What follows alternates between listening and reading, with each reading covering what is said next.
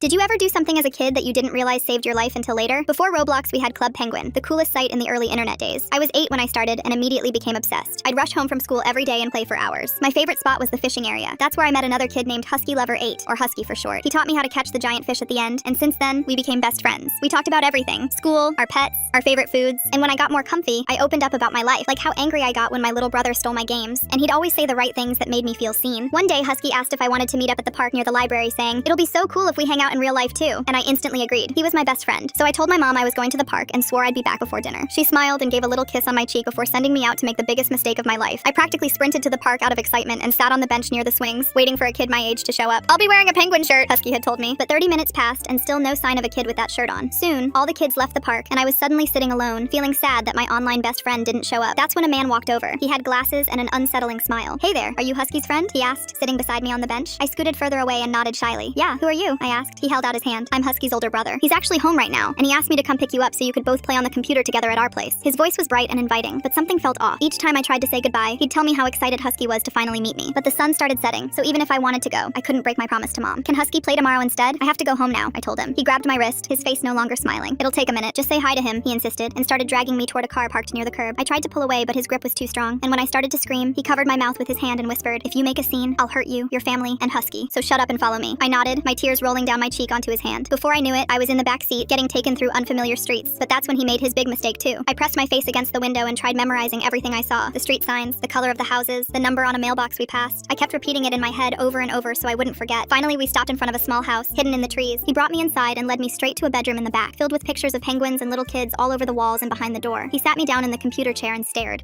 Where's Husky?" I asked quietly. He grinned. "Oh, I'm sorry for lying. I'm actually your best friend, Husky. I just really wanted to hang out with you because you're my favorite person. Please don't be scared," he said. I felt my throat close up. He frowned when he saw me tense up. "Tell you what, you can play on my computer here while I make us some snacks. Be back in a bit." He rubbed my shoulders before stepping out. I sat still for a second and listened to the sound of pans clanking in the kitchen. Then I did the smartest thing I could think of. I went onto a crowded server on Club Penguin and started typing as fast as I could. A man took me from the park. "Send help," I said. Then I gave all the details: street names, mailbox numbers, color of car and house, my full name, everything. People thought I was trolling. Someone even said, "LOL, nice try," and waddled away. But I kept typing. I went to every room in the game and repeated the same message over and over. I just needed one person to take it seriously. And it happened. One kid finally stopped and asked if I was being serious. When I typed yes, he told me to wait while he went to get his mom. I don't remember how long I sat there typing while I cried, but before the kid could come back, Husky entered the room and saw what I'd been up to. He grabbed my arm and yanked me out of the chair. "Why? Why did you do that?" he screamed. He tried dragging toward the back door, telling me we were leaving forever. This time I fought back, grabbing onto anything I could: a door frame, a shelf, anything to slow him down. Then I heard it: sirens. The front door burst open and suddenly there were officers everywhere. One of them pulled me away from him. Another put him on the ground. The kid who showed their mom saved my life. That mom had called the police in my area and gave them everything I typed. I never found out who they were. I never got to thank them, because after that night, I never logged into Club Penguin again.